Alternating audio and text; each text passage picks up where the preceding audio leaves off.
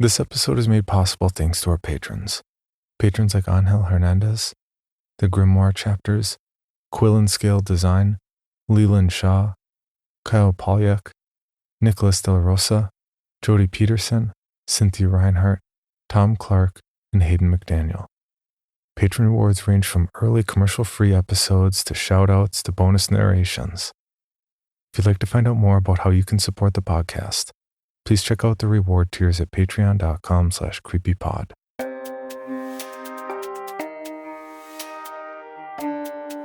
This is Creepy, a podcast dedicated to sharing the most famous, chilling, and disturbing creepypastas and urban legends in the world. Whether these stories truly happened or are simply fabrications is for you to decide. These stories may contain graphic depictions of violence and explicit language. Listener discretion is advised.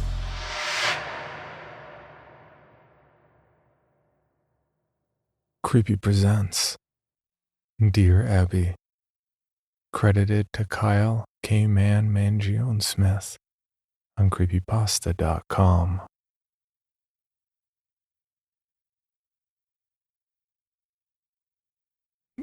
Dear Abby, we never met before, so this may seem a bit odd, but I feel this is necessary.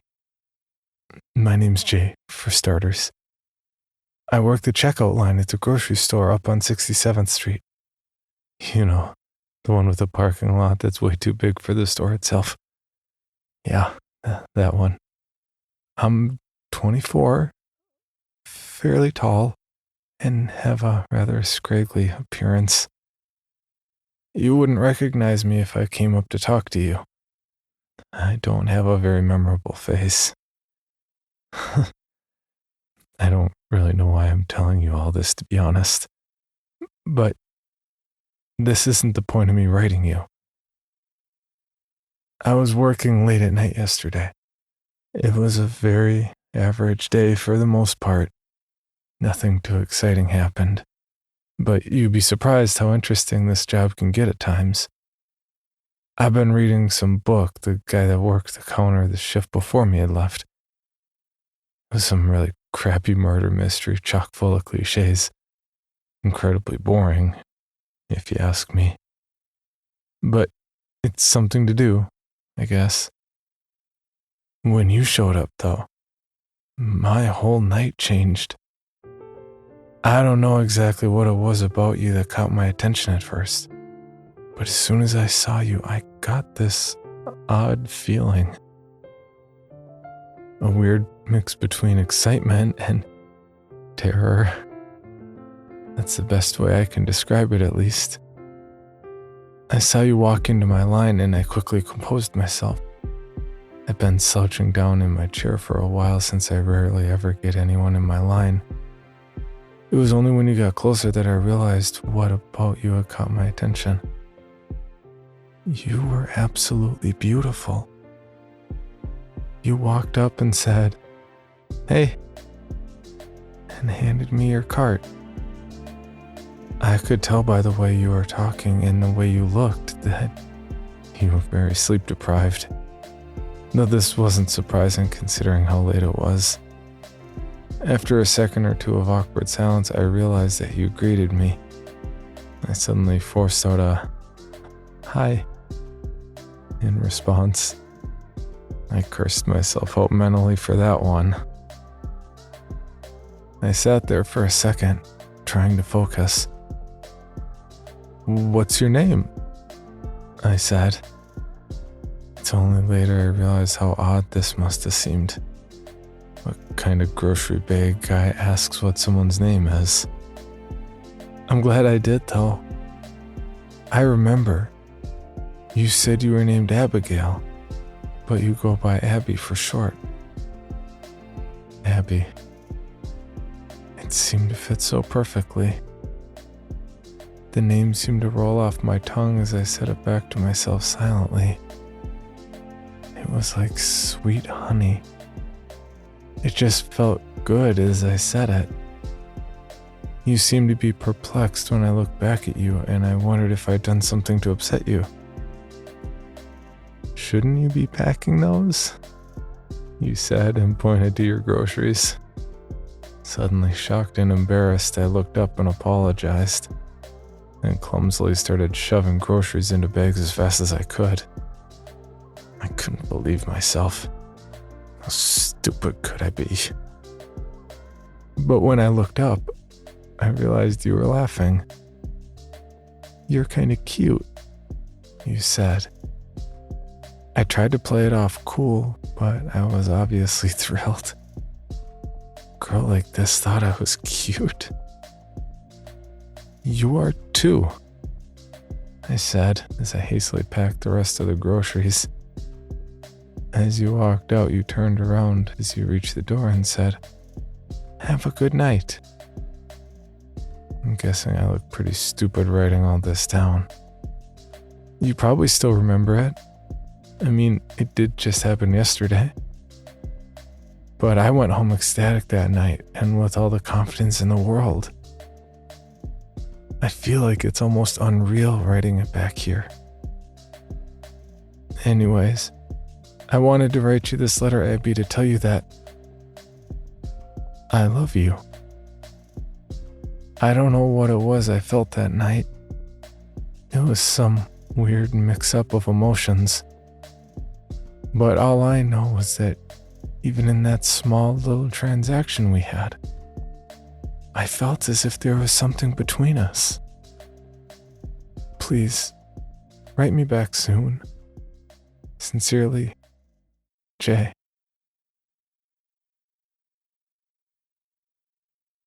Dear Abby, it's been a week since I sent my last letter and I still haven't gotten a response, but that doesn't matter. How have you been? My life's been just as normal as usual. Get up, go to work, go to bed. I live in a really shitty apartment, but I guess that's what you get when you work as a grocery bagger. I've thought about you a lot lately, and I sometimes wonder if you still remember me. I saw you again today at work. This time it was at a more reasonable hour, thankfully. I didn't want to bother you to see if you'd approach me on your own. You came to my line again, which made me absolutely thrilled. This time I was less nervous. I was gonna act normal no matter what you did or said. I wasn't gonna let a girl like you slip through my fingers. As you walked up, you muttered something that was too quiet for me to make out, and waited at the end of the counter for me to finish packing your groceries. This obviously wasn't what I had expected, but it wasn't all too bad. You didn't seem to feel anything at all, actually. I was expecting you to either come up and talk to me or avoid me like the plague, but instead you just walked on through as if I was another stranger. This makes me wonder if you got my last letter. You should check your mailbox more often. There was one moment where I felt something, though. I looked over briefly to see what you were doing, and at the same time you seemed to look up at me to see how far along I was. Right then, our eyes locked. Only for a second or two. But in those 2 seconds, I saw so much more in you than I had seen last time. I felt as if I'd known you for years. Like I knew all your intricate feelings and emotions. Do you feel anything like that with me? Shortly after I finished packing your bags, you paid and walked out. Obviously, this was a pretty normal process for me considering I do it about 50 times every day. But I'd been determined since the night I wrote you that letter that the next time I saw you, I was going to get more out of it. I kind of screwed that one up. I wasn't satisfied with it. I had to have more.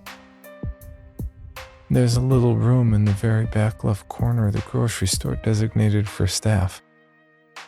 In there, though, I knew they kept all the security footage from the day. All the staff are informed of this and the security cameras' locations when they're hired. Luckily for me, there's one position right next to my counter. I waited until the store closed up and everybody left, and then I went in. After flipping through a few of the TV screens, I found the one that was connected to the camera by my counter. I rewinded it until about when I remember you coming in. After a few minutes of scanning, I'd found it. There you were. I paused on the best still shot I could find. I knew the camera wouldn't do you justice, but it was the best I could have for now. Having a longer look at you, I realized how truly perfect you were. Every feature of your body, your hair, your face, your legs, your chest, it was just perfection. I rewinded the tape to when you'd first come up to my line a few times. Couldn't help myself. My eyes were glued to the screen. After a few minutes of consideration, I popped out the tape and shoved it in my pocket and then drove home. I knew I wasn't allowed to. I could very well be fired for taking such actions, but I couldn't help myself. I have to have you with me at all times, even if it means me losing my job. Abby, I love you. I love everything about you. I think about you constantly now. Do you feel the same way about me, Abby? I just want us to be together. Forever. Right back soon. Yours truly, Jay. Dear Abby, it's been 3 days and I still haven't gotten a reply. Why don't you want to talk to me? I'm still unsure if you got my last 2 letters. Please tell me if you have. So I got fired from my job. They found the missing tape. I got a call from the store owner, my boss, at 6 a.m. on Monday and was told to come in immediately. They were having a mandatory all-staff meeting. When I got there, all the staff was gathered around a small table with the owner at the head of it. Once everyone had arrived, he told us that apparently there'd been a minor robbery yesterday. They'd had about $200 worth of stuff taken from them. And the one tape that would have shown who was the culprit was the one I had taken. Just my luck. He told us that no one was going to leave the room until someone confessed. After a few minutes, I finally gave in. I told him everything. About how I felt, as if me and you had some kind of connection. After explaining the whole story, the entire room was just staring wide-eyed at me. After I finished, I sat there in silence for several seconds. Suddenly, the store owner broke the tension. Jay, you're fired. Get out of here now and don't come back, he said. I did as I was told and got out of there as fast as I could. Stupid prick. He's always treated me like shit. He's been on my case since the day I got the job. I swear he's just been waiting for me to do one little thing that could justify firing me. And the one time I slip up, he finds out. Why didn't he understand, though? Doesn't he get that you and I are meant for each other? Any rational man would have understood. Anyone put in my situation would have done that, right? I've been searching you up a lot lately. With no job, I have all the time in the world to spend learning about you. Do you know how much you can find out about someone with just a first name and a town of residence? I found out your last name is Moreau. What a beautiful name. Abby Moreau. I can't help but say it aloud whenever I think about you. I also found out you're 24 and you only live a mile away from me. I drove down to your apartment complex today. It looks very nice. Much nicer than where I live. I asked to see you multiple times, but I was told that you weren't there every time. I felt more and more discouraged every time. But I was determined to see you again. After a few hours of asking, I decided to stay back in the parking lot for a while, waiting for you to come back. And after many hours of waiting, you did. It was late at night, around 10, I believe. I saw you pull up in your car and get out. I felt a sudden rush of warmth at seeing your face again. I know I have the security tape to look at, but it doesn't compare to seeing you in real life.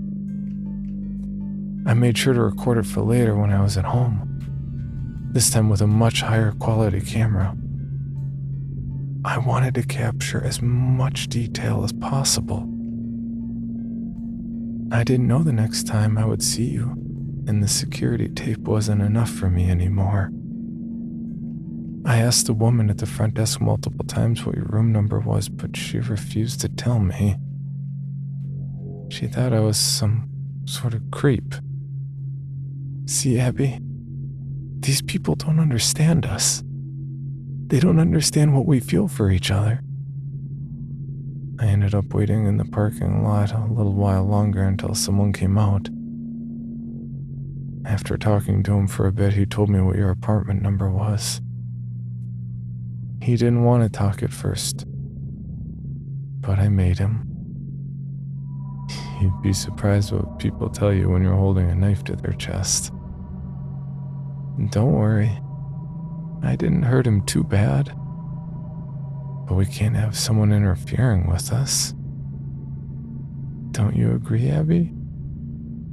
I'm sick of all these people trying to keep us apart. I ended up watching you from the parking lot for a while. Once I found out your room number and how the rooms in the complex were organized, it wasn't hard to locate it. You should be more careful about shutting your blinds, you know. I was easily able to watch you from the parking lot. I can't get you out of my head anymore. Ever. All I do is watch that video I took of you over and over. Abby, I want to be with you forever. I want to wake up in the morning to see you next to me in bed. I cannot wait until the next time I see you again. Love, Jay.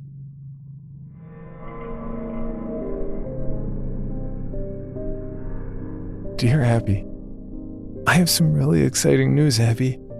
I'm moving in with you. Aren't you excited? We can spend hours and hours and hours together. It'll be just perfect. Let me explain. My job paid just enough so I could make rent and pay for food every week. Because of this, I had little to no money in savings. Nowhere near enough to last a very long time. When you take that money flow away, it doesn't take very much time until you have nothing left. I was able to get by for a few days, but just today I got evicted. This could actually be better than I had originally thought. I wouldn't be surprised if that guy that gave me your room number had been able to contact the police by now. This way they won't be able to find me. And we get to spend all the time in the world together. It's perfect, isn't it? I made sure to bring all my tapes and photos I've taken with me, though. And my cameras, of course. You should really tell whoever's managing your apartment complex to get better staff. I was able to get by security easily. I went up to your room and knocked on the door, but I got no answer, so I decided to get in by other means. After scanning the footage I took from last night over a few times, I noticed you have a ventilation shaft in the corner of your room. Not surprising considering how hot it can get in the summer here. I figured that there had to be some kind of maintenance hatch that I could get in through. After a few minutes of looking around, I found a door at the end of your hall that seemed to be some kind of staff room. And luckily there was a way into the vents there. I crawled through them until I got to your room. It was very cramped and hard to move around in, but I managed. When I got there, though, I felt a rush of success. I figured since the lights were out and I couldn't see you that you weren't home. But I'm patient. I scanned every part of your room, trying to memorize all the intricate details. Your scent overwhelmed me as I sat there. I had caught it briefly during the 2 times I saw you at the store, but never this strong. It was mesmerizing. I couldn't quite place my finger on it, but it reminded me of something. It was almost like peaches. I sat there hunched over for a few hours, though I've taught myself to be extremely patient. I can sit completely motionless for hours at a time, not moving a muscle. No one was going to notice me. Then you finally got home. I felt a wide smile form on my face the second I heard the door open. There you were, my love. Of course, you took no notice to my presence. The light in your room seemed to be angled perfectly so you couldn't see anything in the vent after the first few inches. I tried to contain my excitement, but I started breathing very heavily. I tried to cover it up as best I could, but it was hard. You suddenly looked right at the vent. I went completely silent. After a few seconds, though, you seemed to lose interest. This made me smile. This was the perfect spot. I could tell it startled you, though. All throughout the night, you were turning over in your bed to look at the vent. People seem to have a sense for when they're being watched. It can send them into complete panic. Don't try to fake it, Happy. I can tell when someone's awake. When someone's truly scared, sleep becomes impossible. Why are you so scared anyways? It's just me. Why would I scare you? You do love me, right? I know I love you. I'm looking forward to spending every day with you now, Abby. Right back if you can. Love, Jay.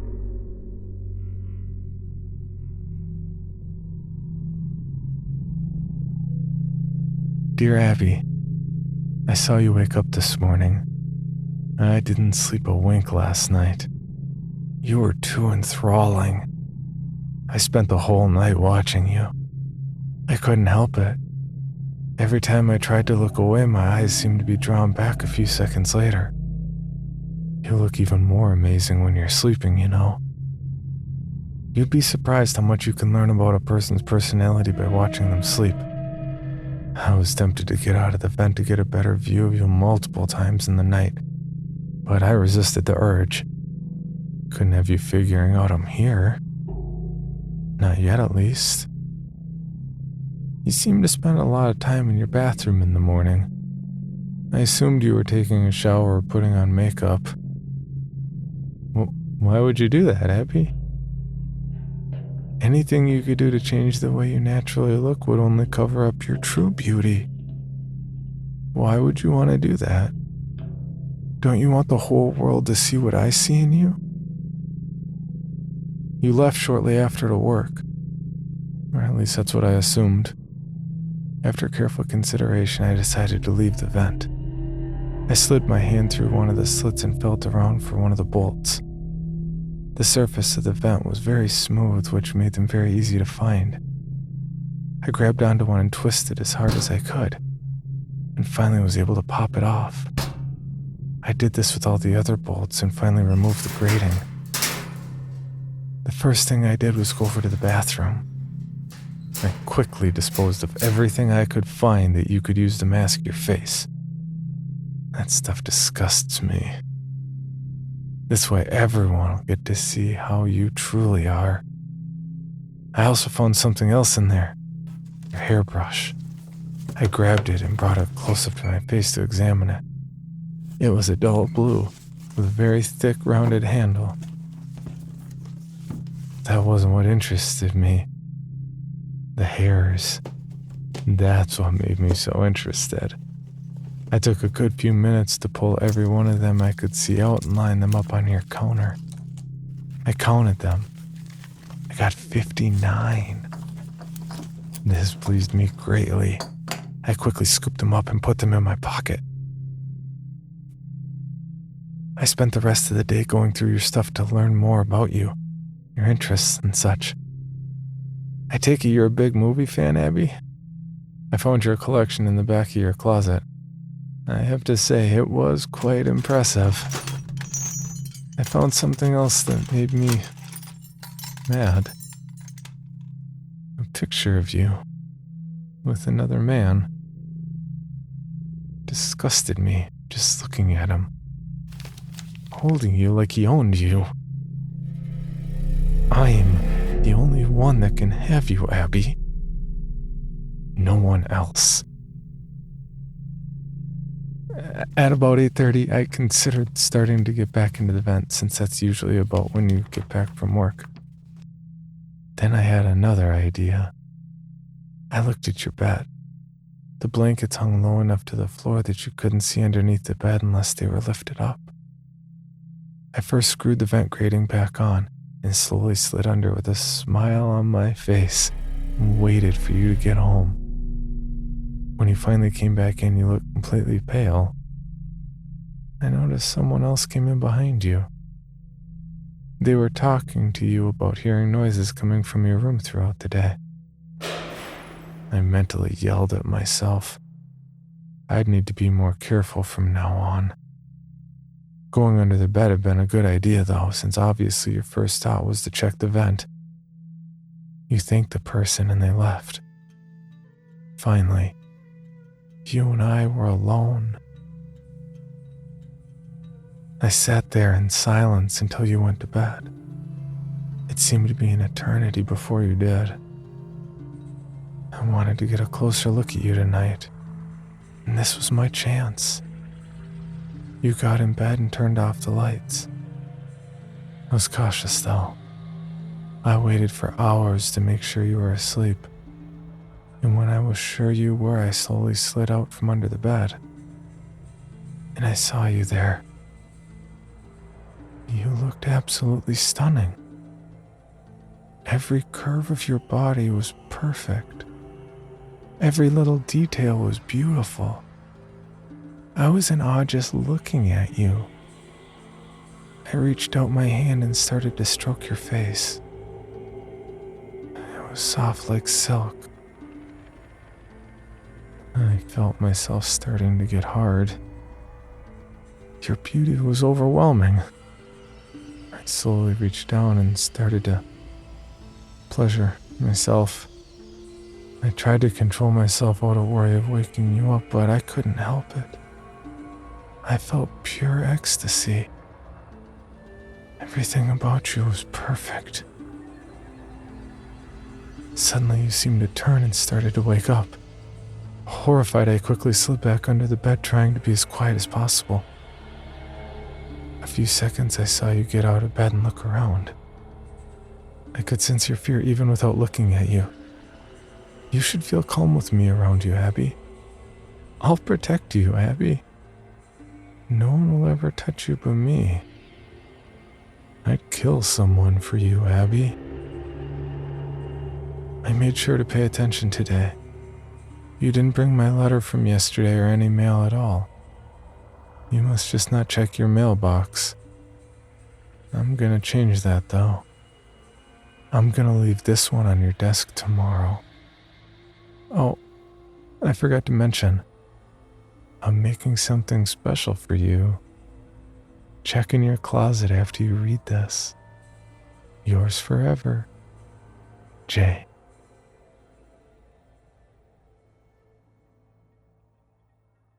Dear Abby, I spent more time today working on the surprise while you were at work. You're really gonna love it, Abby. I've put a lot of work into it, you know. I spent a few hours today putting the finishing touches on it, and I think it's finally ready for you to see. You got home at about 8:30 again and saw the letter laying on your desk almost immediately. I started to smile as I saw you open it, waiting to see your reaction. It was really quite interesting watching your face. I could see all your different emotions and thoughts. You seemed to be confused at first, then shocked, then horrified. You started to shake violently, and I saw that you were starting to cry. Do you not like me, Abby? Why were you crying? Don't you love me?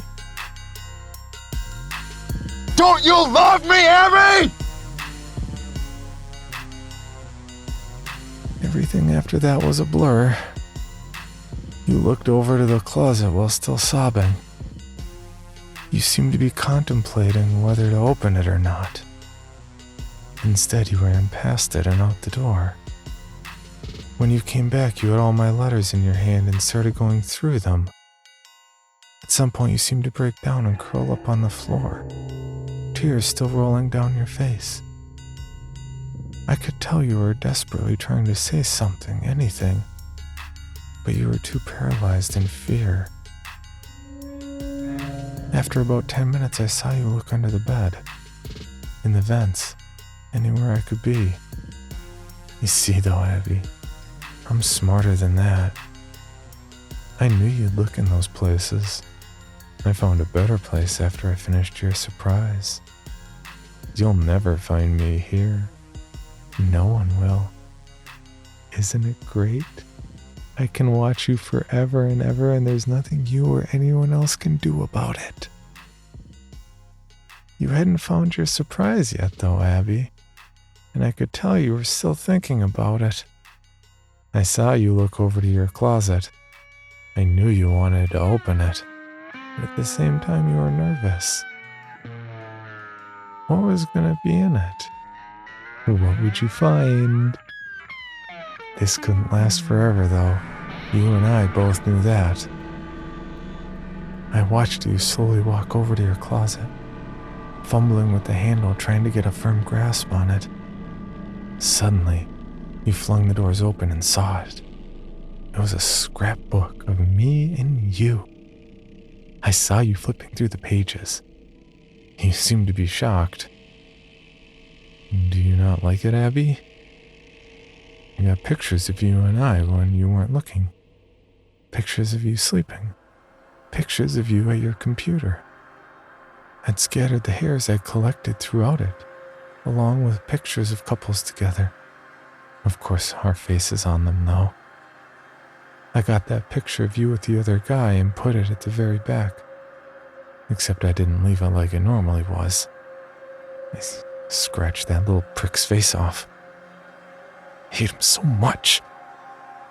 If I knew who he was, I would hunt him down and make him suffer. Don't you get it, Abby? No one can have you but me. Me and you are meant for each other. No one else. I watched you sob for another 30 minutes, and then got up and run out of your apartment. Shortly after, came back with multiple policemen. This shocked me. Did you not like the surprise, Abby? Why would you bring these people into our room? They'll never find where I am, but if they did, it could ruin everything. All my work from the last few weeks would be for nothing. You wouldn't want that, right, Abby? I'm exhausted from today's work. And as much as I love you, I need sleep, Abby. Have a good night. I love you. Love, Jay.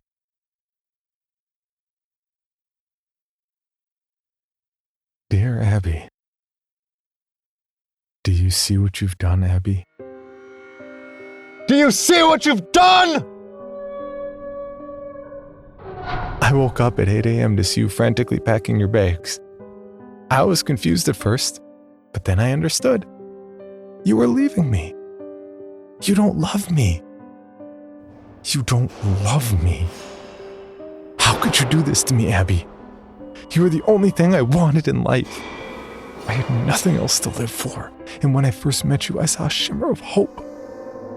I thought I'd finally have a reason to wake up in the morning and go on with my shitty life. And you went and threw that away. How could you do this to me, Abby? A few seconds after you left your room, I got out of my hiding spot and followed behind you. I saw you throw your bags in the back, and then get in your car and start it. I wasn't going to let you get away, though, Abby. I would never let that happen. I ran as fast as I could to your car and smashed out the window and dragged you out. Did you really think you could get away from me, Abby? I had to hit you over the head to knock you out. You were making too much noise. Someone else, someone that doesn't understand, could have seen and ruined everything. Well, I had a plan if you reacted like this. I drove out to the storage unit at the edge of town. I'd reserved a slot the day I decided to move in with you. I drove up and unlocked it. I grabbed you and carried you inside with me. It had only been a few minutes, so you were still unconscious. I made sure to check through your pockets and make sure you didn't have your cell phone with you. I set you down at the very back of the small room, then I got in and lowered the door. I called the owner of the storage unit and told him that I visited my lot the other day and forgotten to lock it, and asked him if he would mind locking it for me. Of course, he said yes, and I hung up. Then I threw the phone on the ground and stomped on it to make sure it'd never work again. Shortly after, I heard the owner come up and lock the door. About an hour later, I saw you start to get up. I first heard a very faint grunt, then saw your legs start to move.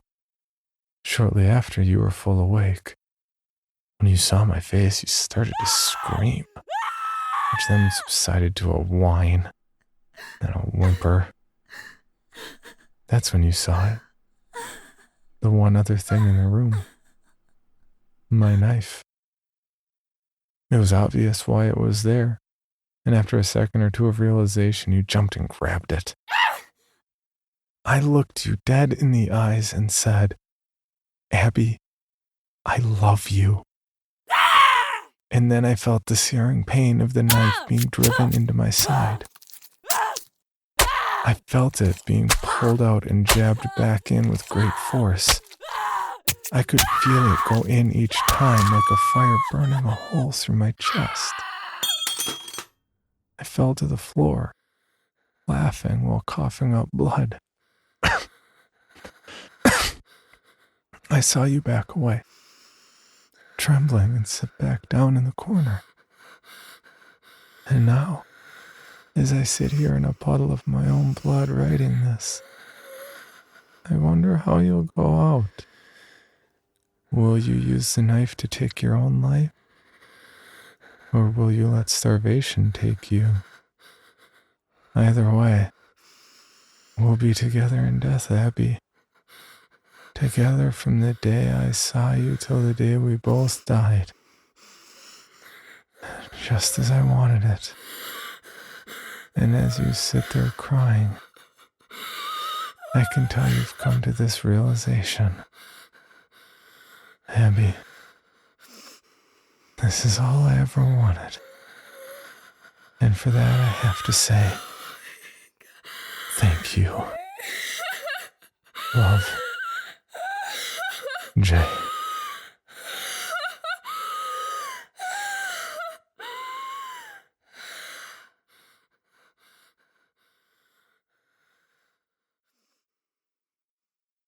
For more information, including pictures and videos of the stories told on this podcast, or to suggest stories for future episodes, please visit us at CreepyPod on Twitter, Instagram, and Facebook, or email us at creepypod@gmail.com. All stories told on this podcast can be found at creepypastawikia.com and are protected by a Creative Commons license. Some rights reserved unless otherwise stated.